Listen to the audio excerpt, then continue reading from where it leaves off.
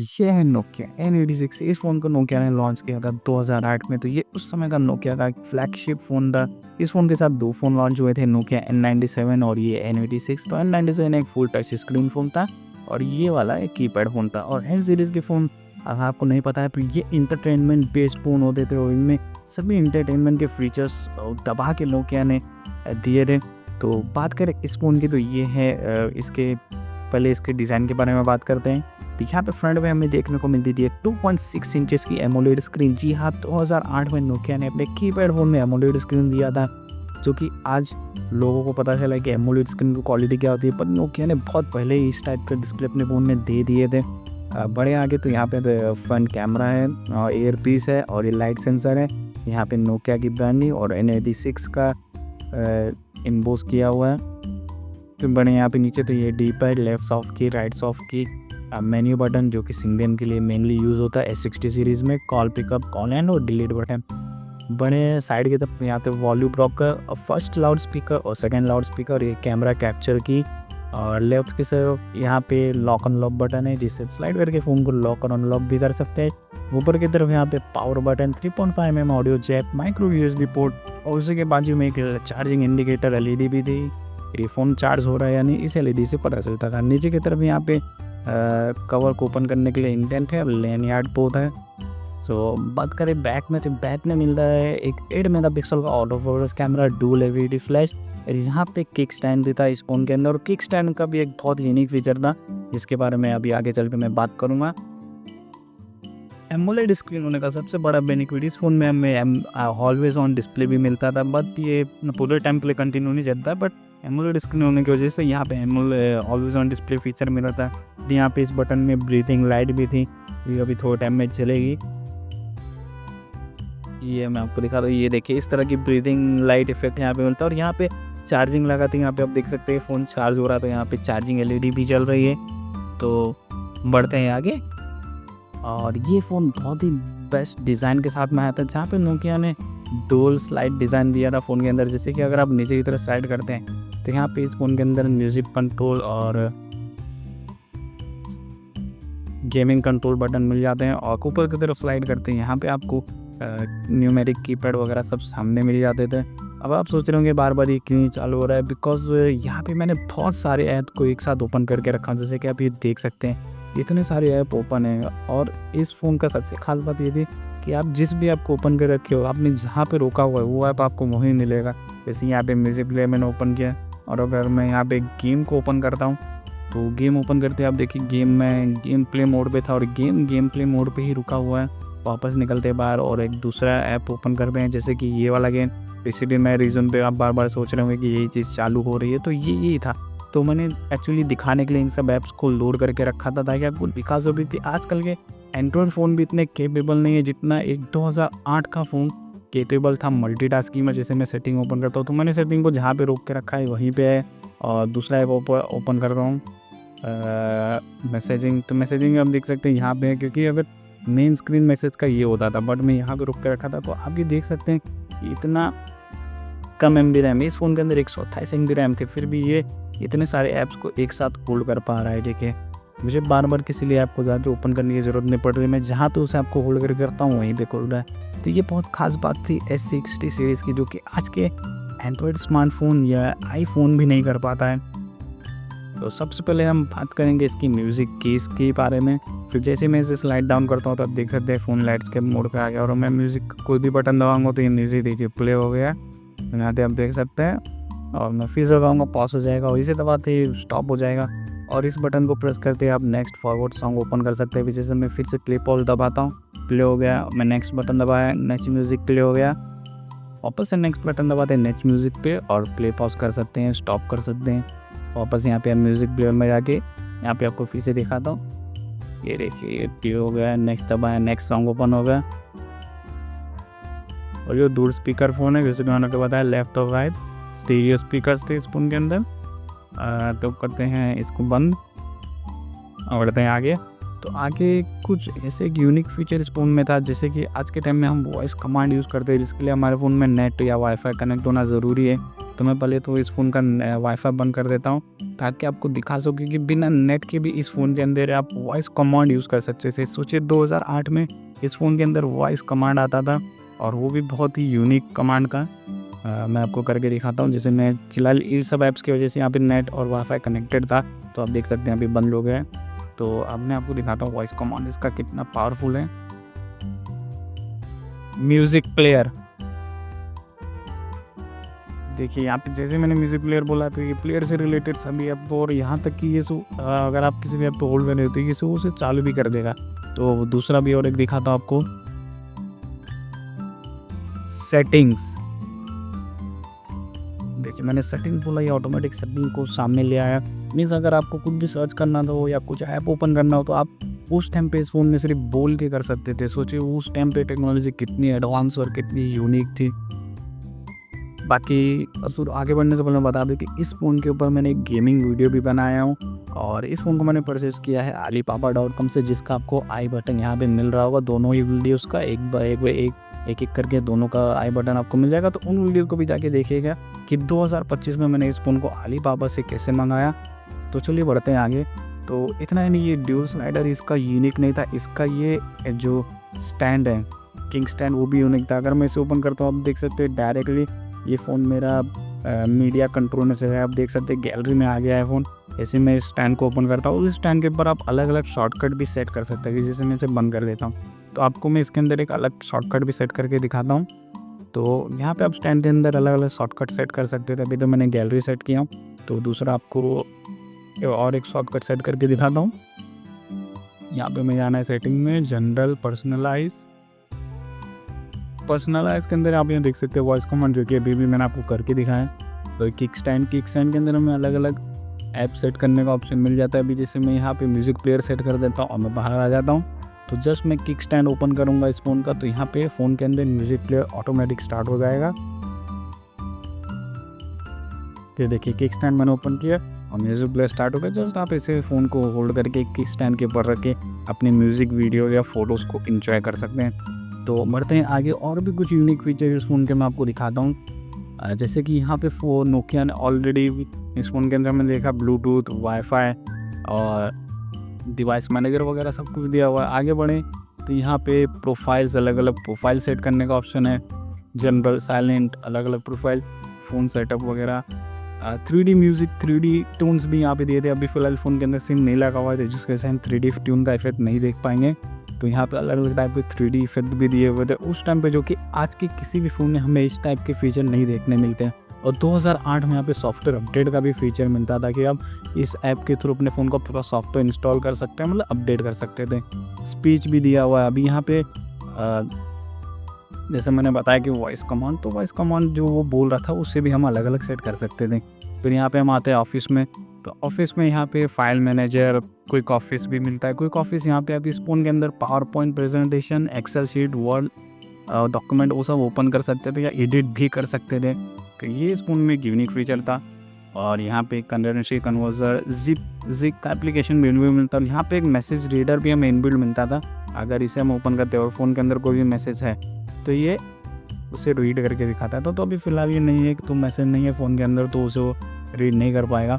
और डिक्शनरी वगैरह भी इनबिल्ट थी, PDF और PDF रीडर भी इनबिल्ट नोकिया ने उस समय पे दिया था।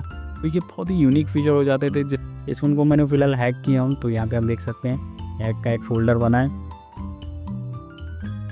अभी मैं फ़िलहाल आपको इसका गेमिंग दिखाऊंगा, पर गेमिंग दिखाने से पहले यहाँ पे आपको सेटिंग का थोड़ा और फीचर दिखा देता हूँ। सेटिंग में हमें और क्या क्या मिलते हैं। तो यहाँ पर्सनलाइजेशन में डिस्प्ले के अंदर यहाँ पे आप इसकी ब्राइटनेस अप डाउन कर सकते हैं।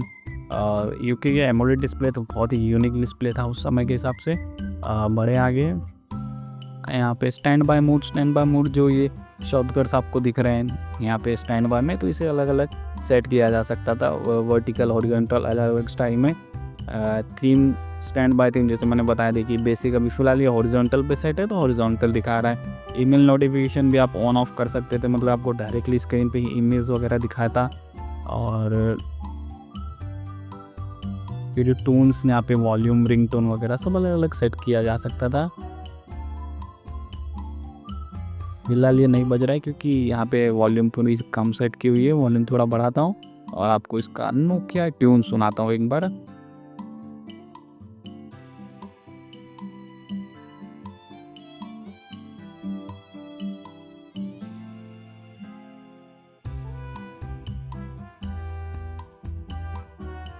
तो ये है इसके रिंगटोन्स। तो अगर रिंगटोन्स का अलग से आपको एक वीडियो चाहिए तो वो भी मैं बना दूँगा, तो कमेंट सेक्शन में ज़रूर बताइएगा। फिलहाल हम यहाँ पे रिंगटोन की बात नहीं करेंगे।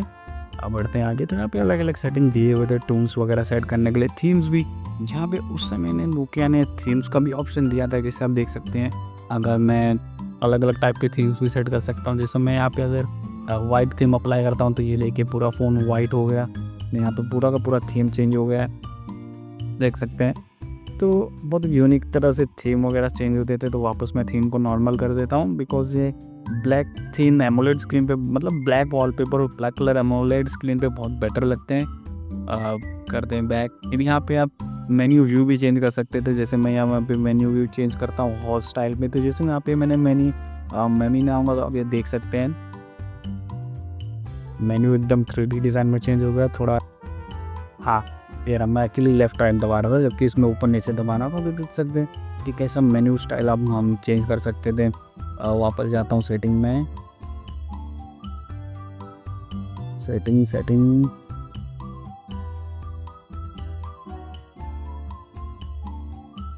ई। तो सेटिंग में वापस जाते हैं, जनरल पर्सनलाइज। सेटिंग इसलिए बंद होती थी, मैंने इसका मेन्यू व्यू चेंज किया, उसकी वजह से सेटिंग ही क्लोज हो गई थी। यहाँ लैंग्वेज वगैरह भी सेट करने का ऑप्शन है, आप अलग अलग लैंग्वेज वगैरह सेट कर सकते थे फ़ोन के अंदर। वॉइस कमांड, जिसके बारे में मैंने आपको बताया कि यहाँ पे वॉइस कमांड्स भी है, तो प्लेबैक साउंड वगैरह इसे ऑन ऑफ किया जा सकता था। तो जो मैंने ऑलरेडी आपको बताया कि बोल के एप्लीकेशन वगैरह स्टार्ट करना, वो तो इसमें दिया हुआ था। किक स्टैंड का भी मैंने आपको दिखाया कि किक स्टैंड तो अलग अलग शॉर्टकट हम सेट कर सकते थे, जैसे कि ये है। तो उसके बाद ये notification stand by breathing light, ये जो LED है, ये ब्रीदिंग लाइट की तरह आप ऑन ऑफ रख सकते हैं इसे। यहाँ पे नोटिफिकेशन लाइट मीन्स अगर कोई नोटिफिकेशन आएगा तो भी वो लाइट जलेगी, तो सब ऑप्शंस दिए हैं। उसके बाद डेट एंड टाइम एनहेंसमेंट में बात करूँ तो यहाँ पे इस फ़ोन के अंदर TV आउट का भी फंक्शन था। यहाँ पे हम देख सकते हैं, अगर आप यहाँ पे इसके 3.5mm जैक में केबल आती थी, वो उसे लगाई हुई अपने TV में कनेक्ट कर रहे हैं, तो यहाँ पे ये TV आउट का भी फंक्शन देता था। स्लाइडिंग वगैरह का जो ये फ़ोन है, आप स्लाइडिंग फ़ोन आ रहा है, फ़ोन पिकअप करना है, क्लोज करना है, तो वो सब ऑप्शंस भी यहाँ पे थे। सेंसर सेटिंग जैसे मैंने आपको बताया कि ये एक्सेलरोमीटर इस फ़ोन के अंदर दिया था, तो वो एक्सेलरोमीटर ऑन ऑफ करना, सिक्योरिटी, पासवर्ड वगैरह, फ़ोन रीसेट, पोजीशनिंग। फिर यहाँ पे कॉल की settings, Bluetooth, USB, destination, packet data वगैरह, वाईफाई की सेटिंग, ये सब आप यहाँ पे कर सकते हैं। तो फिर उसके बाद camera setting, music video player setting, voice recorder, app manager. तो यहाँ पे भी उस समय पे भी ऐप मैनेजर हमें मिलते थे फ़ोन के अंदर, जो कि इस तरह से यहाँ पे दिया हुआ है। FM रेडियो, और FM रेडियो की बात करूँ तो यहाँ पे इस फ़ोन में और एक यूनिक फीचर था। पहले मैं यहाँ पे मेन्यू व्यू कर देता हूँ, थोड़ा बेटर ग्रिड साइड, थोड़ा बेटर लगता है। यहाँ पे FM ट्रांसमीटर का भी फंक्शन दिया हुआ था नोकिया ने, कहा गया हो, हाँ ये रहा FM ट्रांसमीटर। मतलब आप अपने फ़ोन में कोई भी म्यूज़िक वगैरह प्ले कर रहे हो तो उसे आप ट्रांसमिट भी कर सकते थे। मतलब दूसरे फ़ोन में अगर वही म्यूज़िक ओपन किया, मतलब वही स्टेशन ओपन किया, जैसे मैं अभी से ओपन करता हूँ, यहाँ पे जो भी स्टेशन मैं सेट करके इसे ऑन करूँगा तो जो भी म्यूज़िक इस फ़ोन के अंदर प्ले हो रहा है तो वो दूसरे फ़ोन में भी आप सुन सकते थे उस स्टेशन को ऑन करके। इस फीचर को नोकिया ने दिया था बिकॉज ज़्यादातर फ़ोन कार्स में उस समय पे ब्लूटूथ सिस्टम वगैरह नहीं आते थे, तो जिस वजह से इसे हम ओपन कर सकते थे। अब बढ़ते हैं इसके कैमरा की तरफ। तो कैमरा के लिए थोड़ा मैं फ्लैश ओपन कर लेता हूँ। तो फ्लैश ओपन करते हैं, अभी जैसे मैं इस स्लाइडर को नीचे करूँगा तो आप यहाँ देख सकते हैं, स्लाइडर नीचे करते हैं, यहाँ पे इसका कैमरा ओपन होगा और यहाँ पे कैमरा शटर ऑन हो गया।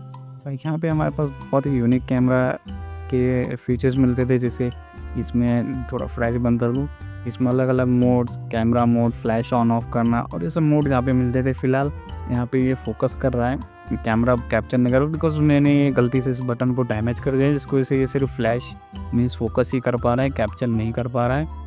तो उसके बारे में फ़िलहाल इससे रिलेटेड मैंने एक दूसरा ऐप डाउनलोड किया फ़ोन के अंदर, बिकॉज जब ये फ़ोन आया तब उसका कैमरा बटन प्रॉपर चल रहा था और मैंने थोड़ा ये मीन्स ये रिफर्बिश फ़ोन है तो इसको मैंने थोड़ा ज़्यादा प्रेशर से दबा दिया, जिसकी वजह से वो डैमेज हो गया, अब कैप्चर नहीं कर पा रहा है। तो यहाँ पे अलग अलग मीन्स मैंने अलग से कैमरा ऐप डाउनलोड किया फ़ोन के अंदर ताकि हम इसे देख सकें। आप यहाँ देख सकते हैं कैमरा उतना ही भी यूनिक नहीं है उस समय के हिसाब से, पर ठीक है। 8 मेगापिक्सल का कार्ड साइज सेंसर दिया था नोकिया ने और ये एक वाइड एंगल कैमरा था। उस समय पे ये सबसे हाईएस्ट कैमरा मेगापिक्सल्स थे जो किसी फ़ोन में आते थे। तो जैसे मैं यहाँ पे कैप्चर दबाता हूँ, आप यहाँ देख सकते हैं इसने फ्लैश लाइट के साथ फ़ोटो कैप्चर कर लिया। और इस फ़ोन के अंदर हम 640x480 की वीडियो रिकॉर्डिंग भी कर सकते थे, जैसे कि यहाँ पे मैं दिखाता हूँ। अगर मैं यहाँ पे जाता हूँ स्टार्ट कैमरा, तो यहाँ पे वीडियो रिकॉर्डर के लिए अलग से ऐप लेना पड़ा, बिकॉज वीडियो रिकॉर्डर उस फ़ोन के अंदर उसके अंदर नहीं हो रहा था। और यहाँ पे हमें जूमिंग भी बहुत अच्छी मिलती है, जैसे कि मैं आपको दिखाता हूँ। ये देखिए, जब मैं फ़िलहाल जूम करता हूँ, यहाँ पे अप टू 20 to 30x तक का जूम मिलता था, डिजिटल जूम, जो कि आज के भी ज़्यादातर फ़ोन में सिर्फ 10x मिलता है। उस समय के नोकिया ने इस फ़ोन के अंदर 20x डिजिटल जूम दिया था। हम वापस बंद करते हैं और बंद करते हैं। यहाँ पे आप देख सकते हैं कैमरा का शटर भी गया। इसका गेम प्ले दिखाता है इस फ़ोन का, और गेम प्ले की भी वीडियो मैंने अलग से इस फ़ोन की फुल बनाई हुई है, जिसका आई बटन लिंक आपको मिल रहा होगा, उसमें भी जाके आप देख सकते हैं। तो एसफॉल्ट 4 मैंने ऑलरेडी ओपन किया हूँ, तो यही आपको दिखाता हूँ गेम प्ले करके, क्योंकि ये 3D गेम है। तो करते हैं कंटिन्यू। थोड़ा मैं वॉल्यूम बंद है, वॉल्यूम ऑन कर लेता हूँ।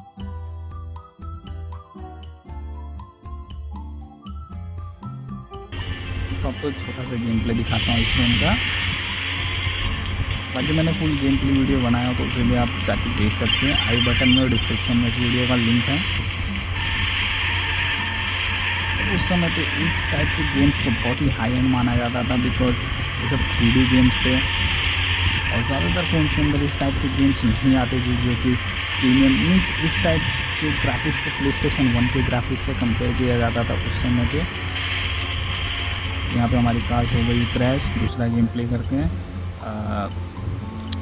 नोकिया स्नेक गेम ही आपको दिखाता हूँ, बिकॉज ये स्नेक गेम है, नोकिया का एक क्लासिक गेम है, और ज़्यादातर नोकिया फ़ोन में आता था, तो इस गेम को प्ले करके देखो। उसके बाद एक एंगेज का भी गेम प्ले आपको दिखाऊंगा लैंडस्केप मोड में, जो कि इसमें एंगेज सपोर्ट दिया था। और एंगेज बहुत ही पावरफुल फीचर माना जाता था उस समय पे, बिकॉज किसी फ़ोन के अंदर इस टाइप के ग्राफिक्स नहीं आते थे जैसा नोकिया के फ़ोन्स में आते थे, वो भी नोकिया के S60 फ़ोन्स के अंदर।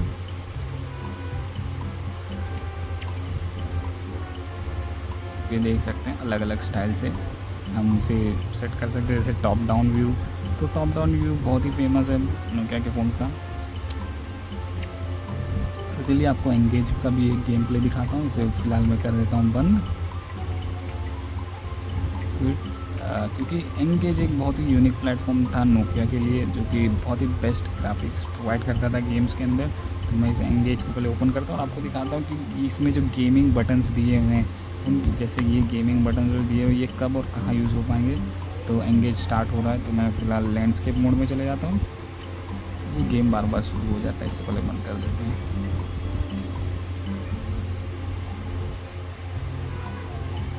तो एंगेज ओपन हो चुका है। यहाँ पे बहुत सारे गेम्स मैंने इंस्टॉल किया हूँ, जैसे देख सकते हैं। अच्छा, फ़िलहाल गेम को शुरू करने से पहले मुझे इसका पैचेस बंद करना होगा, क्योंकि अगर पैचेस ऑन रहेंगे तो गेम नहीं चलेगा। तो ठीक है, पैचेस बंद ही हैं। तो एंगेज ओपन करते हैं, और यहाँ पे मैं आपको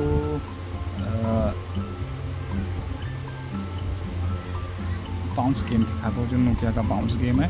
तो इसको कर लेते हैं लैंडस्केप में। तो यहाँ पे हमारे पास ये देख सकते हैं सेंटर के 2 बटन लाइट अप हो जाएंगे, और ये अपर बटन और डाउन बटन नहीं लाइट अप होता, बिकॉज इन बटन्स की ज़रूरत नहीं होती है। तो फिलहाल गेम शुरू हो रहा है। नोकिया रूवियो। रूवियो की बात जहाँ तक हम करें, तो रूवियो वही कंपनी है जिसने एंग्री बर्ड्स गेम बनाया है एंड्रॉयड फ़ोन के लिए।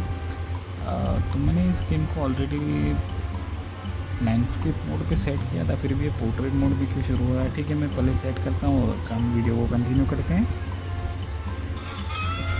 तो गेम शुरू हो चुका है, तो आपको दिखाता है कि इस फ़ोन के अंदर हम कैसे ओरिएंटेशन वगैरह चेंज कर सकते थे। सेटिंग में जाना है, डिस्प्ले में जाना है, और रोटेट टू लेफ़्ट करूँगा तो ये इस एंगल में देखिए रोटेट हो जाएगा, और फ्लिप करते ही आप अप साइड डाउन और डाउन साइड अप कर सकते हो। जैसे आप देख सकते हैं, अब यहाँ पे सिर्फ हमारे पास सेंटर के 2 बटन लाइट अप हुए, क्योंकि गेमिंग के लिए ये और यही बटन काम आता था।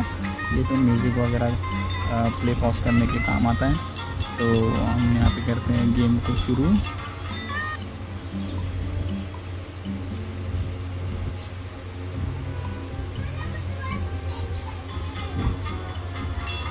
आपको फर्स्ट है इसको ओपन करते हैं और यहाँ पे मैं आपको उसका गेमिंग कंट्रोल दिखाऊंगा। पर अगर आपको इस गेम का फुल गेमिंग वीडियो देखना है तो इस आई बटन पर जाइएगा और डिस्क्रिप्शन में उसका वीडियो का लिंक है, तो उसमें भी आप जाके ज़रूर देखिएगा। फुल गेमिंग वीडियो बनाया मैंने इस फ़ोन का। तो यहाँ पर मैं सिर्फ आपको 2 ही गेम्स दिखा रहा हूँ। इसमें एक गेम हो रही है बाउंस, और फिलहाल मैंने एसफेल्ट 4 भी दिखाया है 3D ग्राफिक्स के लिए, और एंगेज के लिए बाउंस गेम आपको दिखा रहा हूँ। तो ये लोडिंग में बहुत टाइम ले रहा है। तो गेम हो चुका है शुरू, आप देख सकते हैं ये 3D ग्राफिक्स के साथ है ये गेम। तो आप देख सकते हैं अभी जैसे मैं इस बटन को प्रेस करता हूँ तो ये देख रही है बाउंस को और जंप कर रहा। मीन्स यहाँ पे हमें गेमिंग के लिए जो कंट्रोलर्स दिए थे वो बहुत ही एर्गोनॉमिक दिए थे, और उस समय के हिसाब से बहुत ही प्रीमियम माना जाता था इस टाइप के गेम्स। बिकॉज ज़्यादातर जावा गेम्स होते थे जो कि 2D बेस्ड होते हैं, ये 3D based game S60 series के फ़ोन में ज़्यादा आते थे।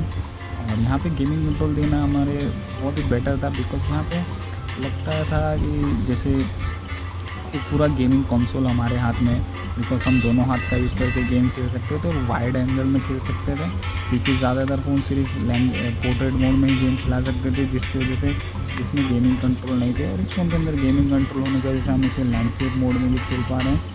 तो ये था छोटा सा गेमिंग रिव्यू नोकिया N86 का। तो मैं करता हूँ गेम को बाहर, और अब करते हैं वीडियो को एंड। और वीडियो को एंड करते टाइम आपको बता दूँ इसके हार्डवेयर स्पेक्स।